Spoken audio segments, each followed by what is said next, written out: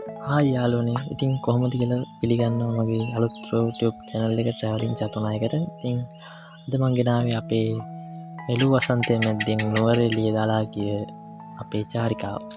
ඉතින් මෙන්න මෙහෙම අපි කළු පහනෙන් මුලින්ම අපේ ගමන ආරම්භ කරා.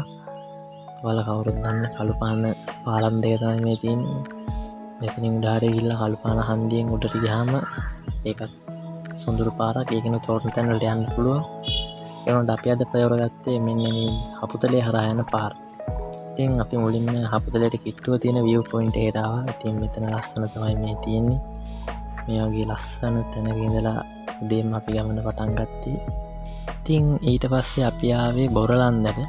බොරලන්ද ටවුන් එක උඩින් බැලුවම තමයි මේ වගේ තියෙන්නේ. ඉතින් අපි මේ තිස්ස හෝටලේ කෙනකින් කෑවා. මේකේ කෑම රහයි, ගානත් සාධාරණයි.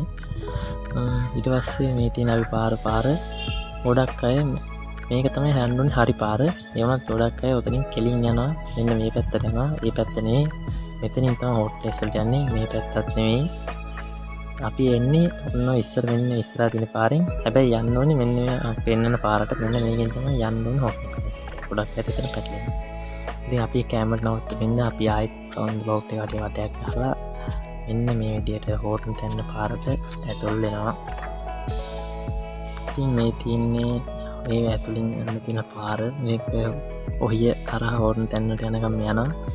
ඉතින් මේ පාර හරිම ලස්සනයි. ඒ වගේම ගොඩක් වංගු තියෙනවා. පරිස්සමෙන් වාහනේ යනකොට ඩ්‍රයිව් කරන්න ඕනේ. ඉතින් මේ දැන් මේ පාරේ කපට කරලා යන්නේ. දැන් තාර දාපු හරිය මේ තමයි ඔහියට කිට්ටුවෙන් තියෙන ටික. මේ ටිකත් හරිම ලස්සනයි. වෙනම වයිබ් එකක් තියෙන්නේ.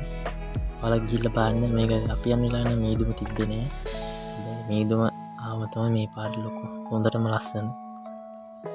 මෙතන යද්දි නම් අපිට ගැස්සක් කියා නාමයක්වත් තිබ්බේ නෑ. හැබැයි උඩට යනකොට ඒ ක්ලයිමේට් එක සම්පූර්ණයෙන්ම වෙනස් වුණා.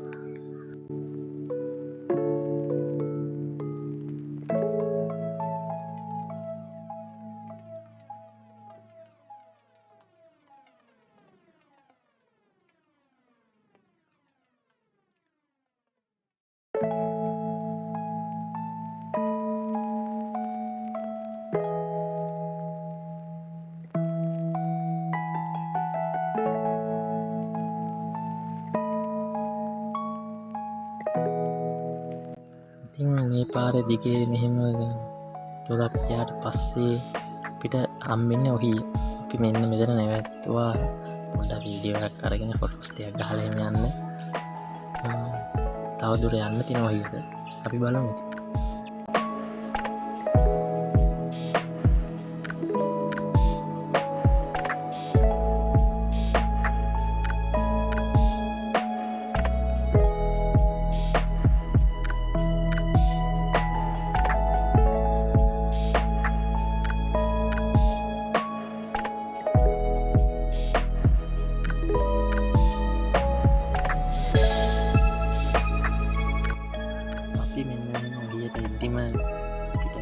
පටන් ගත්තා. ඊට පස්සේ මේ තියෙන ඔය ස්ටේෂන් එක. මෙතන නාය ගිහිල්ලා තියෙන්නේ. මෙතන මේ ලොකු වැඩක් යනවා. මේක ප්‍රශංසා කරන්න. ඊට පස්සේ මේ හන්දියෙන් තමයි පල්ලෙහාට ගියොත් ඩේල් ස්ටෑග්ස් එක යගෙන උඩට ගියොත් හෝටල් ප්ලේස් එකට යන්න පුළුවන්. ඊට පස්සේ අපි නෙළුම් මල් බලන්න නැවැත්තුවා. මේ තියෙන හෝටල් ප්ලේස් වල තියෙන අපි හොයාගෙන ආපු නෙළුම් මල්. අපිට එන්ට්‍රන්ස් එකේ පැයකට වැඩි කාලයක් ඉන්න සිද්ධ වුණා. මේ වැස්සක් තිබ්බ ඉඳලා තියෙනවන්නේ හොඳටම වැස්ස. ඒ අපි කී දාසේ තමයි මුලින්ම වැහලා තින්නේ. මේ වගේ ලස්සන වලිකකුත් හම්බුණා. වීඩියෝ කරගන්න පුළුවන් වුණේ මෙයා විතරයි. මොකද වැස්සත් එක්ක සෑහෙන කරදරයකට අපිපත් වුණා. ඉතින් බලමු අපේ යාළුවන්ගේ කොහොමද විස්තර ਵਿਚාරය කියලා.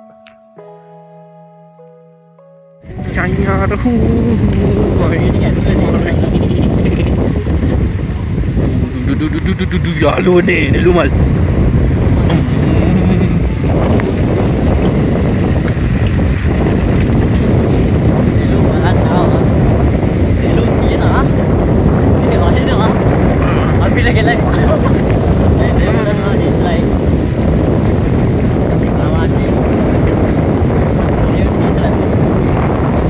Yang boleh kita nak cukang kau ini cukang හදලා ඒ නිසා ලෙස්සන යාළුවනේ කොහොමද මම කියන්නේ ඉතවනම් පොඩ්ඩක් වෝටර් ප්ලේස් එකේ ඉන්න ටිකට් දෙන අයගෙන් අහන්න මේ පාර හොදනවාද කියලා. පාර හොදනවා නම් එන්න එපා යාළුවනේ. ඔයාලටත් මේ ඔන්න පෝස්ට් එකක් දෙනවා පෝස්ට් එකක් අවිපි වෙල්කම් ටු ශ්‍රී ලංකා. අපිට පට්ටි පොළ පහුවෙලා ටිකකින් මෙන්න මේ කෝච්චිය හම්බුණා. මේක තමයි ඇල්ල පැත්තට යන වතුල්ට යරුම මැදිරියේ තියෙන කෝච්චිය. ඔය බන්පාන් තැනේ යරුම මැදිරියක් යවුණා.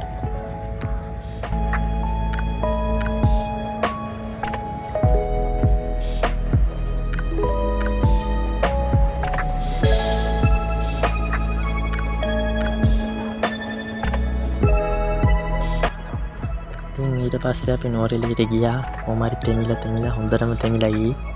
ඉදා එළියට බහින්න දුන්නේ නැහැ. ඉතින් අපි සෙට් එකත් එක්ක දවසම කොමික ගහ හිටියා. රෑ එළි වෙනකම් නෙවෙයි ඉතින් රෑට නෑ. ඊට පස්සේ කලින් දවසේ බලන්න ආපු වලින් භාගයක්වත් බලාගෙන බැරිච්ච නිසා අපි උදේම පිටත් වුණා නෝරෙලිය ටවුන් එකට යන්න. අපි උදේම කිව්වට 9 විතර වුණා. ඒද්දි ගොඩක් කට්ටිය ඇවිල්ලා ලොං වීකෙන්ඩ් එක අපි ඉඳන් නෝරෙලිය එකකට පාක් එක වේදික හොඳටම පිරිලා හිටියේ. ඉතින් මේ වගේ තමයි නෝරෙලිය ටවුන් එක පාස් කරගෙන ගිහිල්ලා එකේ පැත්තට යද්දි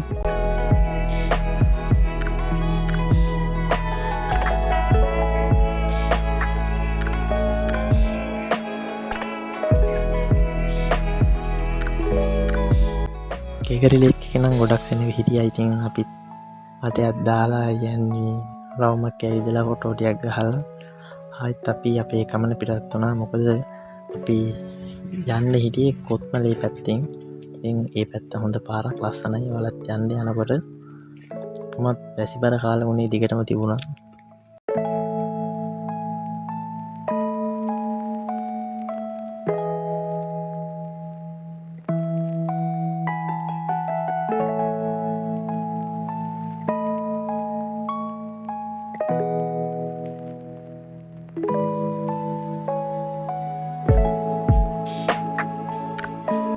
ඉතින් අපි නෝරෙලිය ටවුන් එක පහු කරලා මේ වගේ කොත්මලේ පැත්තට දිවෙන පාරේ ගියා. මේකත් ලස්සනම පාරක්. ඒ වගේම උඩක් හීතලයි. අපි ඇස්සරත් පොඩ්ඩක් හොයලා හිටිය හින්දා කොහොමද ලොකුවටම හීතල දැනුණා. ඒ වගේම ගොඩක්ම භයානක පාරක්. පරිස්සමෙන් එලවන්න ඕනේ. ලොකු ප්‍රපාතයක් තියෙන පල්ලේ එහා පැත්තේ.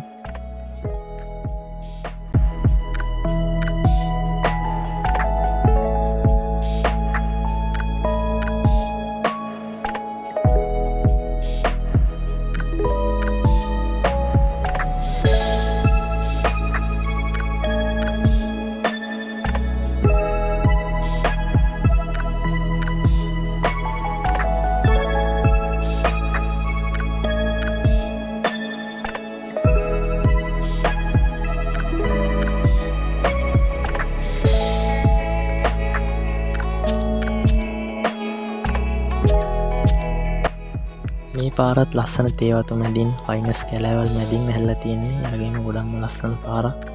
ඊපස්සේ අපි ආවේ රම්බොඩට. රම්බොඩ පාලම ගාවින් උඩට තියෙන පාරේ ගියාම තමයි රම්බොඩ වැල්ල අපිට බලා ගන්න පුළුවන් වෙන්නේ. රම්බොඩ ටවුන් එකේ ඉඳලා කිලෝමීටර් මීටර් 700ක් විතර උඩට යන්න ඕනි. ඊපස්සේ තමයි රම්බොඩ ඇල්ල view point එකයි අපිට හම්බෙන්නේ. ඒක ඉතින් හරිම ලස්සනයි. මේ වගේ උණ පඳුර ඇතුලෙන් තමයි අපිට යන්න තියෙන්නේ මේ රම්බොඩ ඇල්ලට.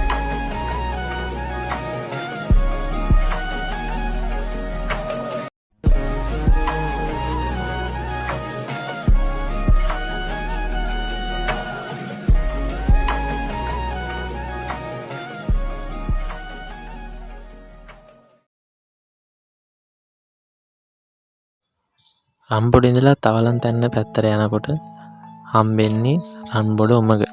10 කොලේ තියෙන්නේ මෙන්න මේ උමග තමයි ලංකාවේ දිගම උමග.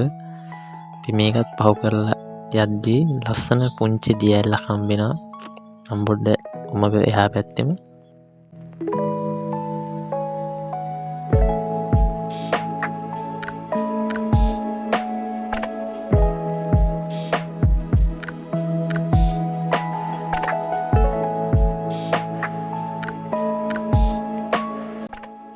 රම්බොඩ උමග පහු කරලා තාලන් තැන්න පැත්තට යනකොට මේ වගේ ලස්සන ගස් ටිකක් යට තියෙන චූටි කඩ පෙළියක් හම්බෙනවා.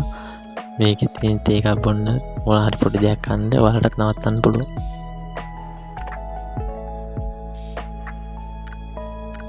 ඊට පස්සේ අපි ළඟා වුණේ තවලන්තැන්න ටවුන් එකට. තවලන්තැන්න ටවුන් එකකින් වමට පල්ලට තියෙන පාරේ ගියාම තමයි කොත්මලේ ජලාශයට යන්න පුළුවන්. ටිකක් දුර ඒ පාරේ ගිහිල්ලා ආයෙත් අකුණට හරවන්න තියෙනවා. කොත්මලේ ජලාශයට යන මාර්ගය කියලා ගහලා තිනවා. ඒකෙත් කිලෝමීටර් 9කට වැඩි දුරක්, ඒ කියන්නේ කිලෝමීටර් 15කට ආසන්න දුරක් ගියාට පස්සේ තමයි අපිට කොත්මලේ ජලාශය හම්බෙන්නේ. වැස්සත් එක්ක අපි කොත්මලේ ජලාශය මේ වගේ පාස් කරලා ගියා. ඒක මාරම ලස්සන දර්ශනයක්. ඇස් දෙකින්ම දකින්න ඕනේ මේ දර්ශනේ කොච්චර ලස්සනද කියලා. ඉතින් මේකේ කිව්වොත් මේකේ පයින් ඇවිදින්න උඩින් ටිකට් එකක් අරන් ඉන්න ඕනේ. රුපියල් 30ක් වගේ එනවා. ඒ වගේම නාවල පිටිය පැත්තට වාහනය නිකන් අරන් යනවා නම් සල්ලි ගන්න ඕනේ. හැබැයි ඩෑම් එකට නවත්තන්නවත් බහින්නවත් බෑ. ඉතින් ඔයාලත් මේක ගමන ගිහිල්ලා බලන්න. හරිම ලස්සන පාරක්. ඒ වගේම මේ පරිසරය ආරක්ෂා කරන්න. ඉතින් සුබ දවසක් හැමෝටම. I tried so hard and got so